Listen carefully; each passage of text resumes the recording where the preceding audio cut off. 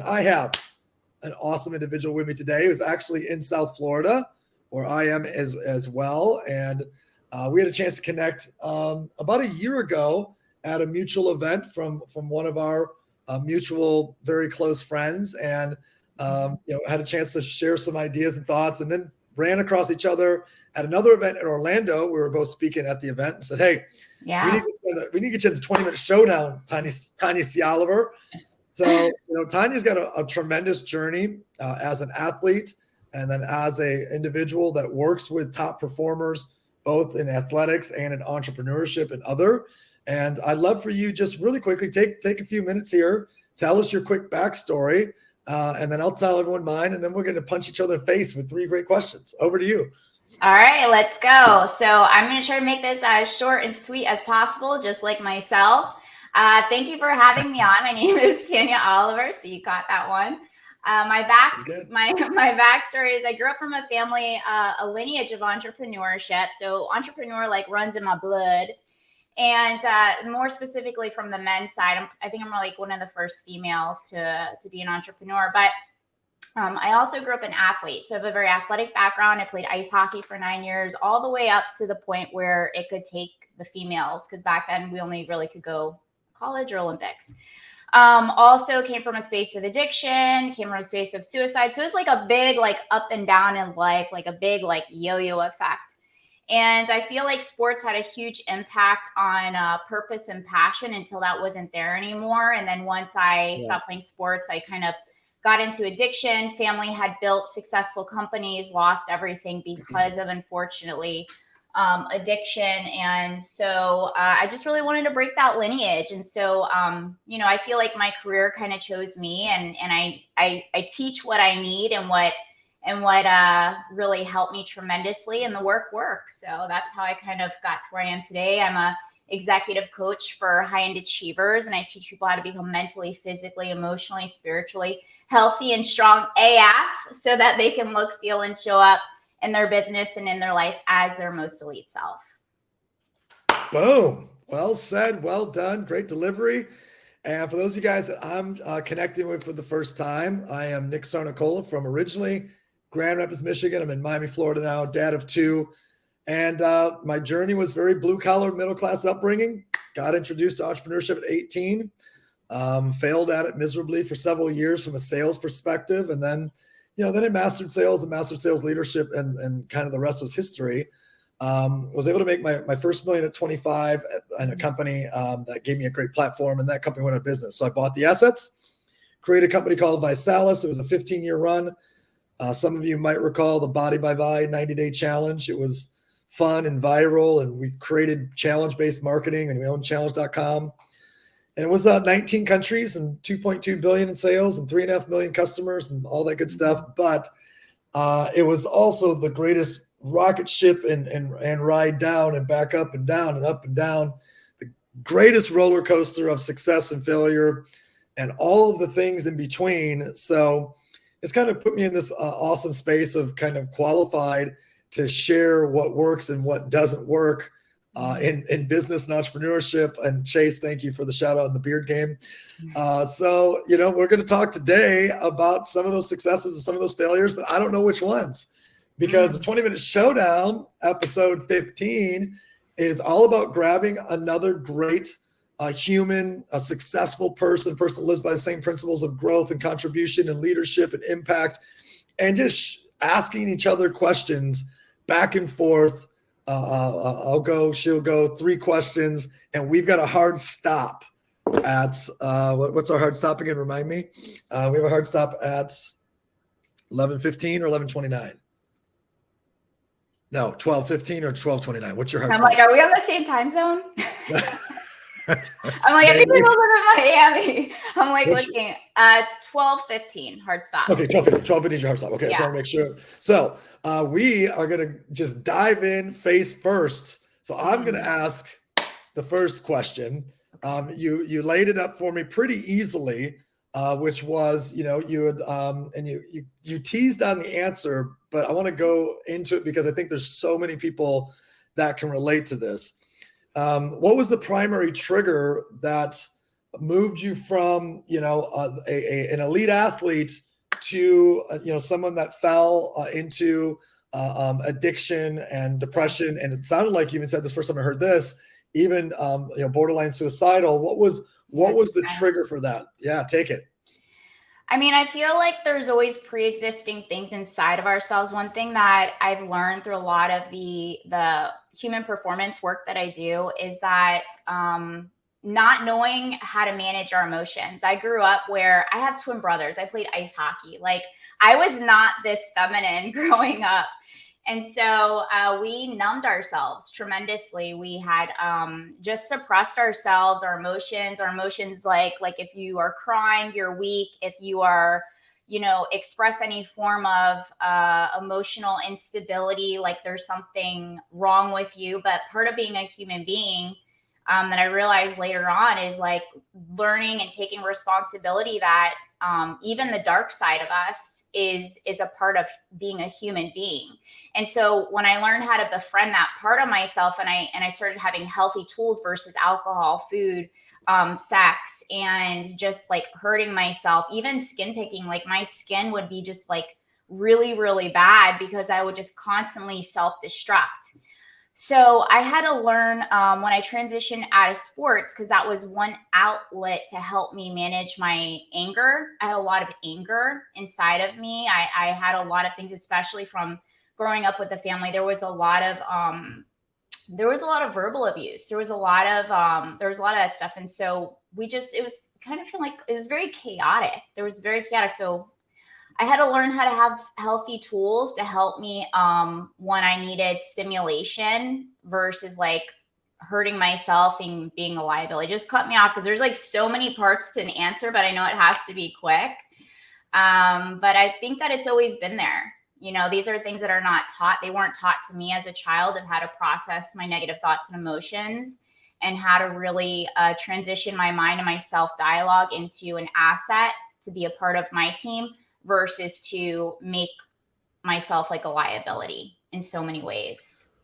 How old were you, or how old were you, and how long did it take to make that transition from elite athlete to kind of hitting the floor, if you will, and then coming back out of that by retooling and recreating a new mindset that served you?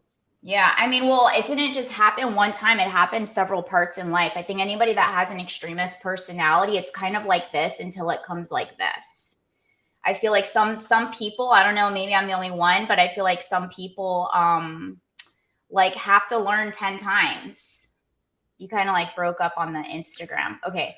So I feel like some people need to get knocked in the head and get knocked on their ass like 5 to 10 to 20 times. But I think the biggest thing is you just get back up and you try again. So I don't think it was a one-time shot. There was 2 points in life I was suicidal. I didn't want to be here based on different circumstances of lessons that I didn't get the first round. Okay. And I had to get a different round. So the message out there, is that you might not learn it the first time. First of all, it's okay if you've gone through hell.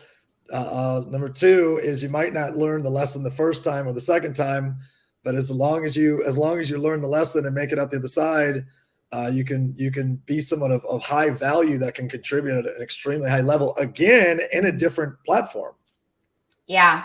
Just it's transitioning energy and transitioning your pain into power and being able to use it for a greater purpose of hurting other people. Yeah. So when I took the emphasis off of myself and I started putting it towards other people and helping people, I started to find my purpose. And with that purpose, it turned into my passion. And I was able to take that energy and generate it and transition it in a different way to help more people. Turn pain into power. End quote. Let's engage some of the folks here. If you're watching this right now, please feel free.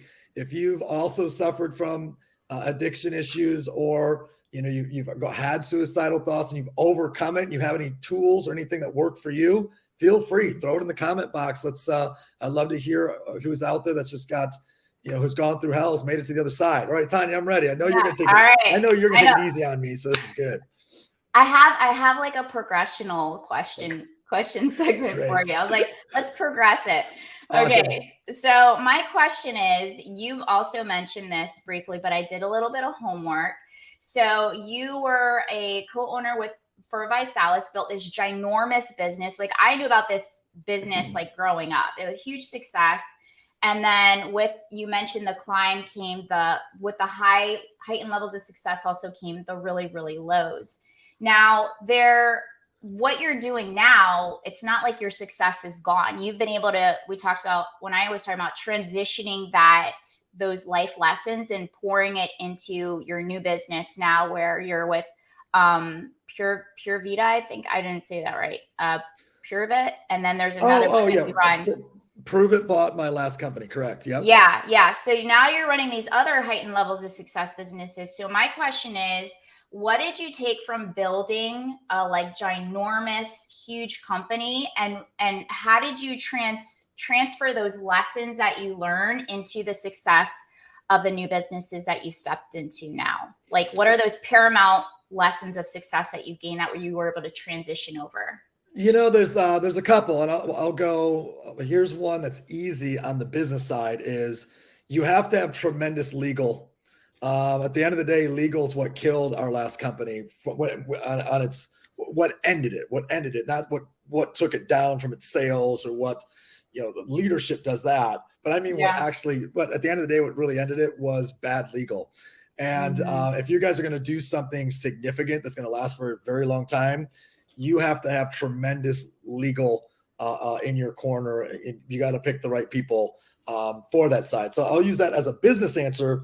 But other answers would be, you have to know when to, despite relationship, love, brotherhood, and friendship, you have to know when to cut ties when it's no longer serving the greater purpose of the company or the whole. And, I think us as a company, we failed at that multiple times, and it haunted us, right? So, finally we made some tough decisions way late in the game. We were able to turn the company, and after it had plummeted by 90%, we were able to actually turn it and triple the sales again. But it didn't matter because it was too little, too late, and we didn't have the right legal in place to fend off against attackers. So. But I think those are two different answers. I'll add a third, which is, you also, despite how much you want to maybe convince yourself that you can, as a group or as a leadership team or as a group of friends, you can have all the fun in the world that you want to have and also have all the success in the world that you want to have, and you can do that all at the same time. I just think it's naive. All the work you put in for 5 years is what creates the success the following 5 years. And then as you get complacent and as you start to do less and less, and as you start to make, different decisions or dumb decisions, those start to catch up with you in the subsequent years. So it's never an immediate thing, right? It's never an immediate decision that creates immediate result or cause and effect. That effect might not come for years later, but it's so permanent that you can't reverse that. You can't reverse it out. Can I ask you a follow-up question to that one? When was the time you mentioned that, you should have made those shifts? You knew earlier on, but you delayed it. Something I talked about recently on one of my my live streams was about self-betrayal. And we see the warning signs, we notice the red flags, but we shut it down and we shut it up, just like those emotions. Like we don't rely on the higher version of ourselves. So when did you know, or what have you learned now to trust yourself versus betray yourself when it comes to making those quick decisions? I'm going to go to this one in particular because this one, I think, ripples through business. It also ripples through marriage. It also ripples through, let's say, best friends. It's such a hard, and I don't know the answer to this, but there's such a very hard gray area, I guess, to discern between loyalty and parting ways. Where's the point where loyalty has to stop and making tough decisions has to begin? Where is that point? And I went so deep or so hard into the loyalty side of friendship and brotherhood and relationship that it it betrayed really company leadership, mission, and values. Mm. And man, I think it's immediately having the tough conversations that say, hey, I'm going to honor loyalty, to say, let's have these tough conversations now up front before anything ever transpires. Here's what will happen if X, Y, or Z ever happens. I want to tell you this all now. I want to make sure we're clear on this. I want to make sure that there's no misunderstandings in the future. And then when something does transpire, you have to decide, how do I want to address this one situation? And do I want to grant, grace and forgiveness and say, there is no 3 strikes you're out. This is a 2 strikes you're out scenario. I'm gonna give you one time of grace. I said, this is who I am, or what we stand for beforehand. You made a mistake. Here's how I'm going to handle that mistake, but there won't be a second time. And if there is, this is over. This business relationship is done. There's not a leveraging or manipulating of loyalty or friendship or whatever. And I think that's true, like I said, of marriages or of best friends or in business. And it's so hard if you don't have those conversations to then stop that behavior from continuing. So to that, I don't know if that answered the follow-up question, but what you said triggered for me, what I would have done going back in time, but I'm not sure if I answered the question directly. Yeah, you answered it directly and indirectly, because it's almost like, clearly you still run companies, you run businesses, successful businesses, that it's not a one-person show. You have a lot of responsibilities. With a lot of responsibilities comes great power, and with great power comes a lot of responsibilities. So the question was more geared towards like the prevention mode, because the whole point is like, if we don't learn our lesson, we're going to keep getting knocked over the head until we fix it. We clean it up. Have the tough conversations way before anything ever transpires. So like, and that it's like, hey, if these things happen, this is what would end us. These things happening is what ends us as a business partnership. Yeah. You also mentioned too, you made a great point, Nick, where you said like having a clear expectation from the very beginning and always coming back to that mission of like, this is what we got into business for. This is the culture we're creating. And like, we have to remember that, especially when you're mixing friendships with business, and because you're around these people all the time.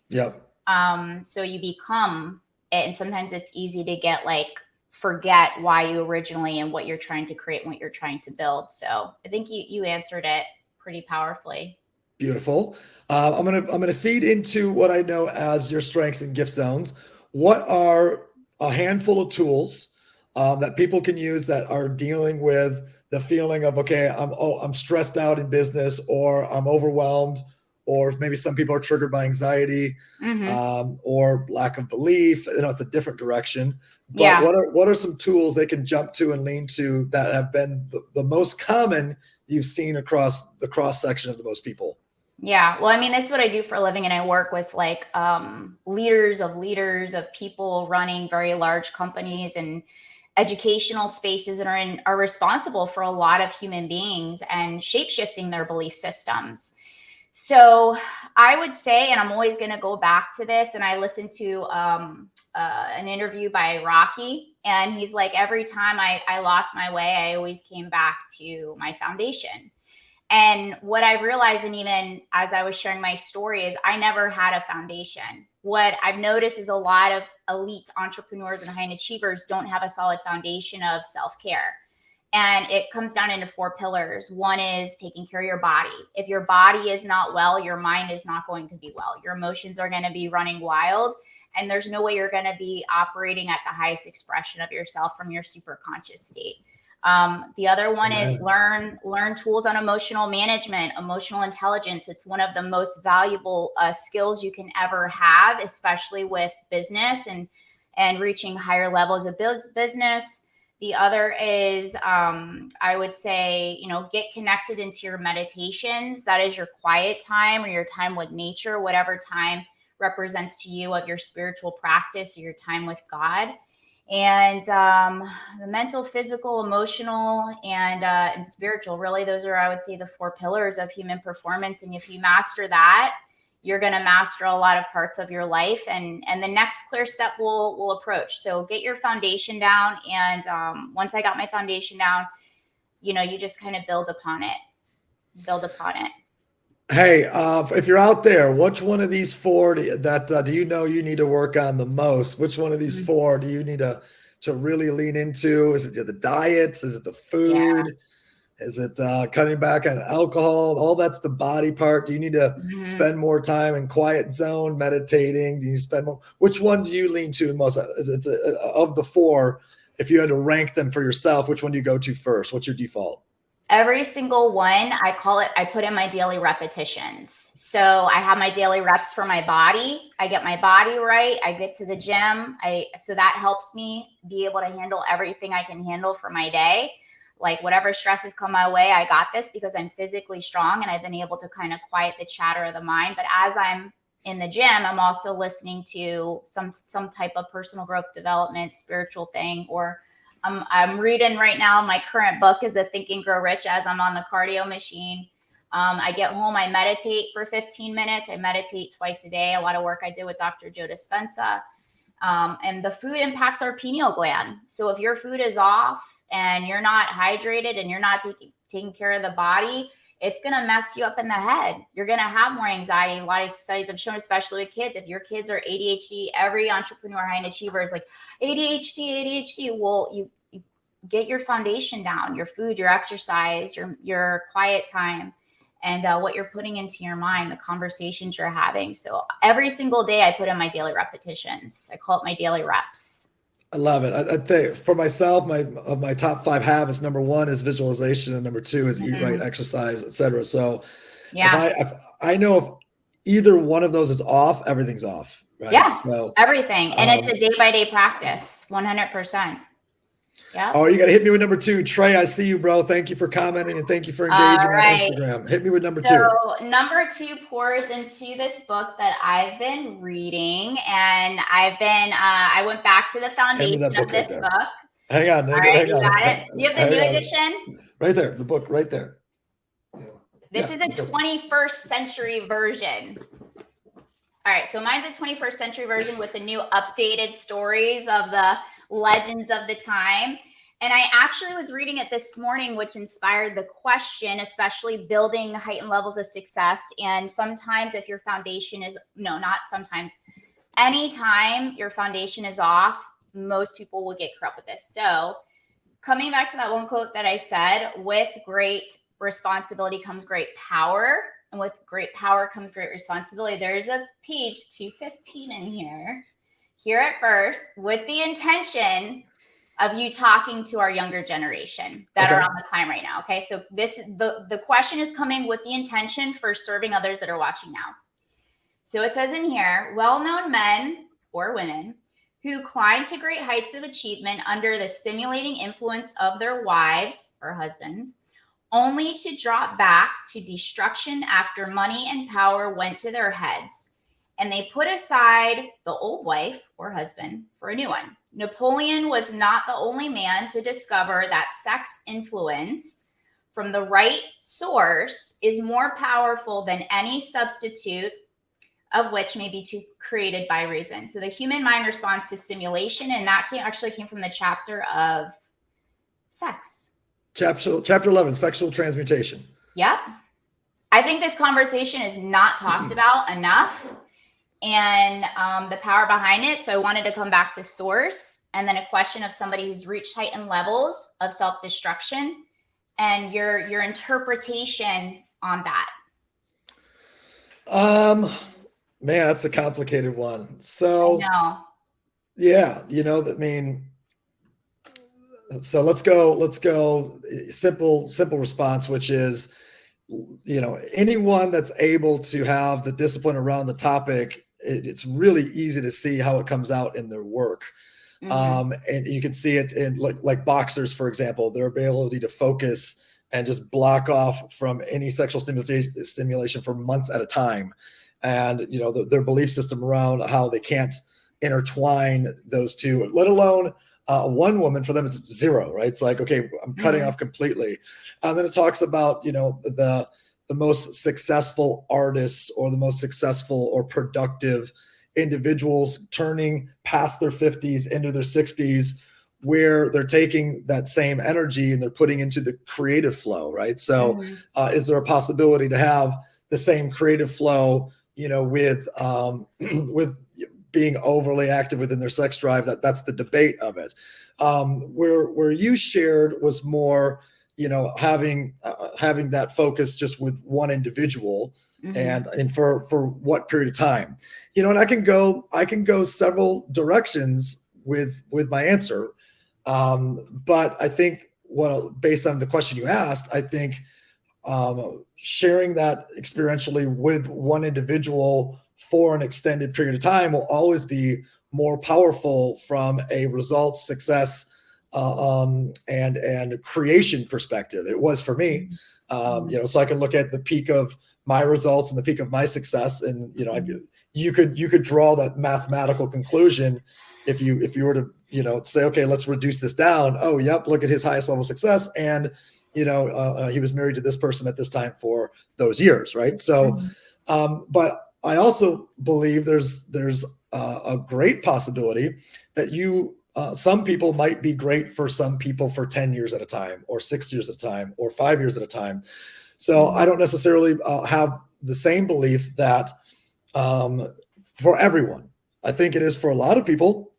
It is definitely for my parents. My parents have been together 50 years now, and that's phenomenal, for them. But I think you might see with the younger generation, they might have 5 powerful relationships for a decade long each, right? And it might be here's a decade and here's a decade, because of the way the world has changed, because of how we have access to 7 billion people now at the click of a button, and because the belief of I met this person in high school and they're the perfect one for me forever.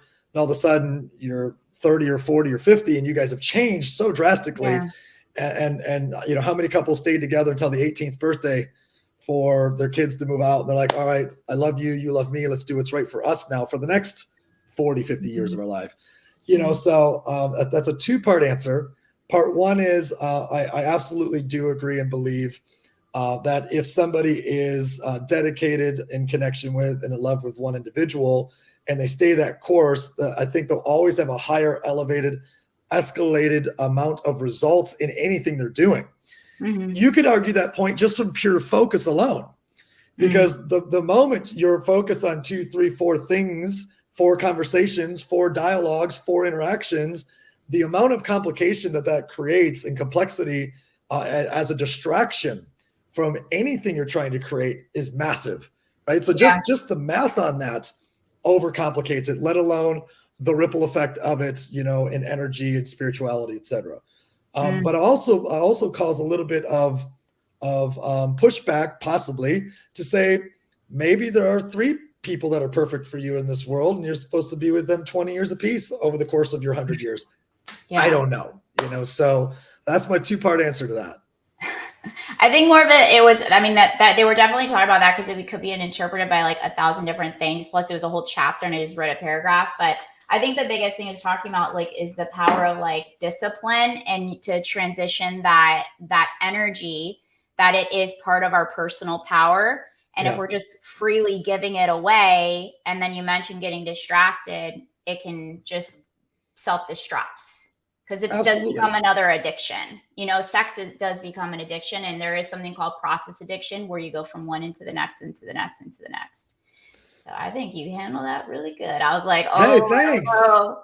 And I'm like, yeah, he said anything else. I don't know what he's going to throw at me. So no, I won't be too hard on you. I like I like to keep it on the first round of 3, very philosophical. But these are very philosophical questions. I love the depth that you're pulling out. And for people that have logged on for 15 episodes, that was a unique question that nobody has heard. So you hit one that was totally unique, and I think people respect and enjoy and love that. So I'm gonna go. Let's go one for the women out there, and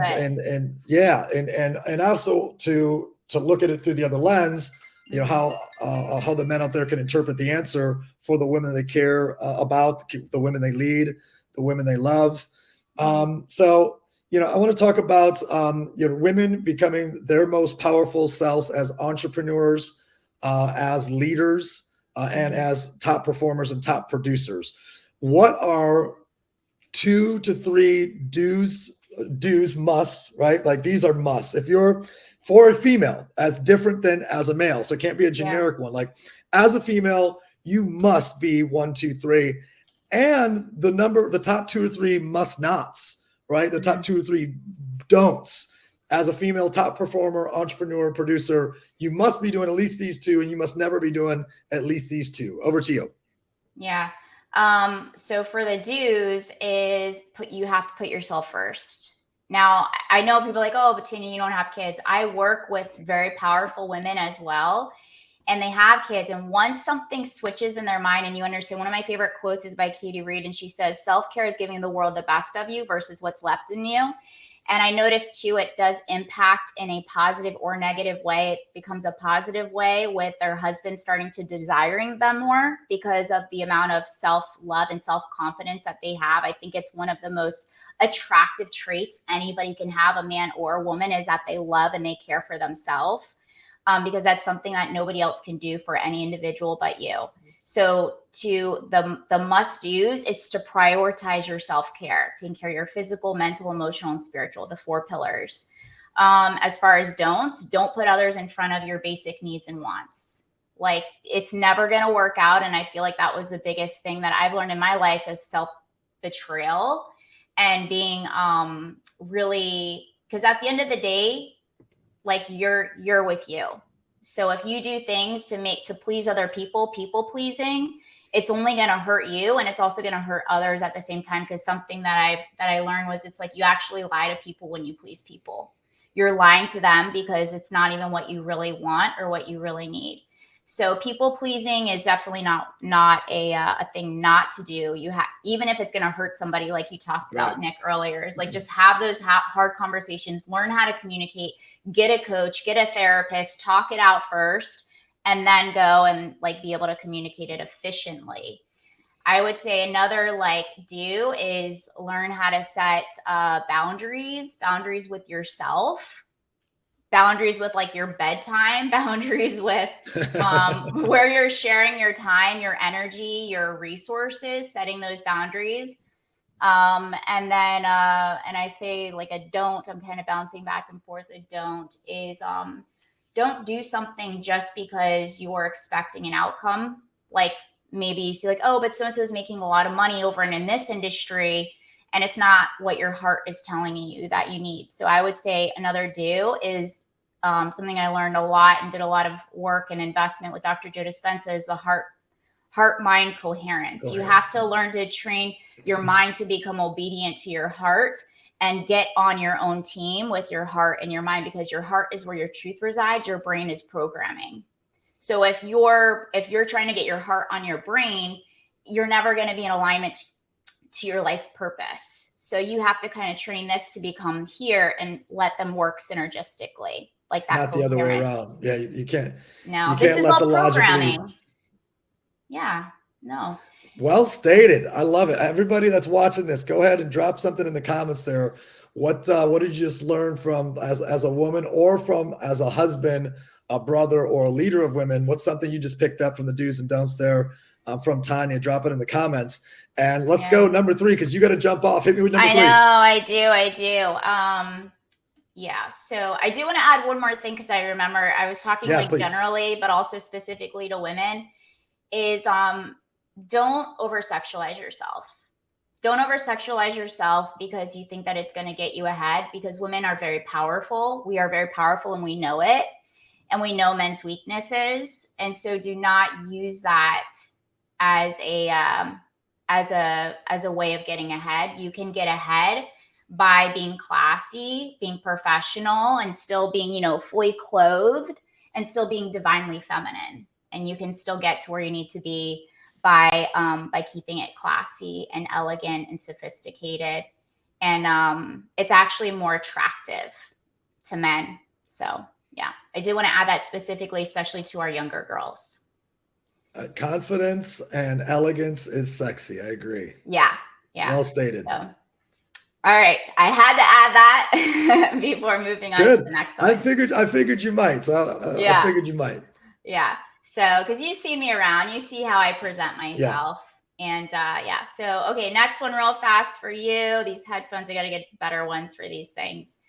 Okay. So if it's just about you, Nick is being totally selfish in the most healthy way possible.